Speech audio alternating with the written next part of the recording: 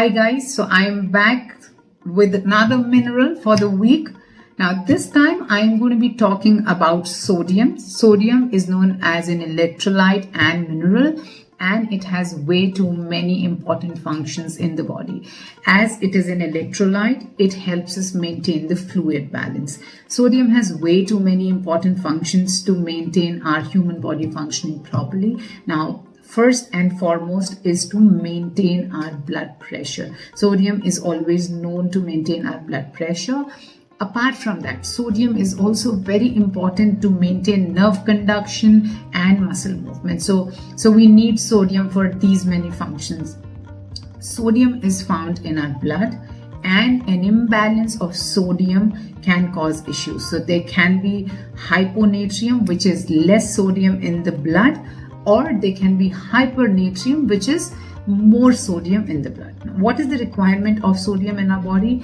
An adult needs about 6 grams of sodium per day, which is about 1 teaspoon throughout the day, which gives you 2,400 milligrams of sodium. Now, what happens if you have hyponatremia? Hyponatremia is when you have less sodium in the blood.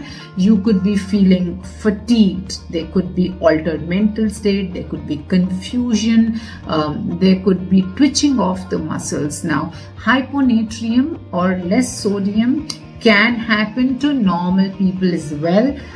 Could be because you're not taking enough sodium in your diet, or could be because you are on certain medications. Now, if you have hyponatremia, then adding salt or adding sodium to your diet is really going to help you, or also taking a drink of pepper, lemon and salt will really help you to improve your sodium level.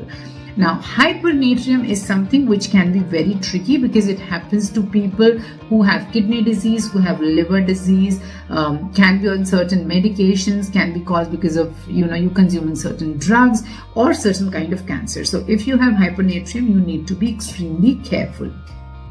Now, what causes this imbalance apart from these issues can also be, your exercise level, your hydration levels, your sweating levels, also the amount of food that's, that's going in. And like I said, kidney disease, liver disease, cancer, and if you're using excess of sodium. Now, while we're talking about hyponatremia not to be very harmful, but if you have excess intake of sodium, it can really be an issue. So one needs to be extremely careful about the sodium intake. Now, how do you find sodium in your diet? One is you find it through your cooking salt, that is the most known source.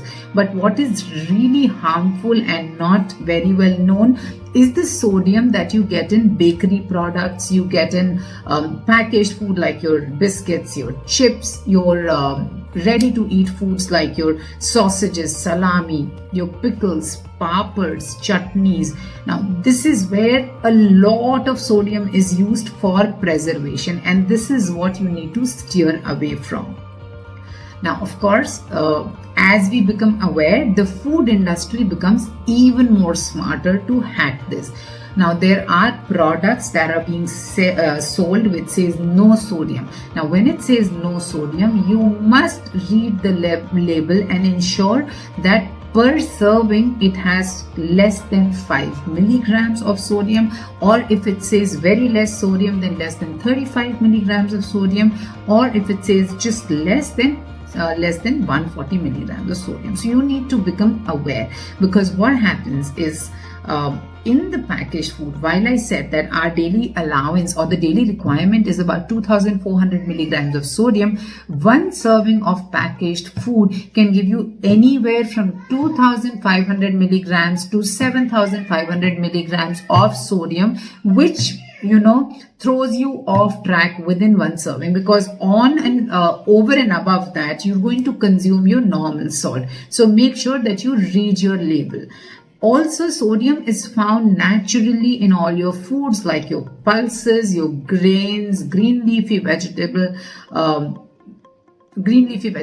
dairy products, nuts. So you need to ensure that If you're using green leafy vegetables, you're not using too much salt. We're also going to talk about few tips that will really help you to bring down your sodium intake. So for example, if you're adding if you need to add salt, which you obviously need to, you can add in the initial stage. So for example, when you're sauteing your onions or tomatoes, add it in the initial stage and it will give you double benefit. One, because salt is a conductor of the heat, it will help you to cook your onions or tomatoes evenly and quickly in less oil. Number two, the flavoring is better when you add it initially, so thereby you can actually use less salt. So it really helps. Number two, like I said, when you're using green leafy vegetables, use less salt. Number three, start using alternate herbs and spices like oregano, basil, thyme, pepper.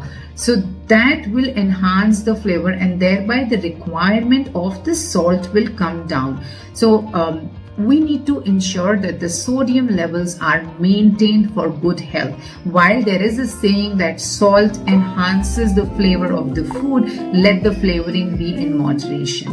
If you have any more questions regarding the sodium complication or how it can help, reach out to us through comment section and we will get back to you. Thank you for watching. Take care. Bye-bye.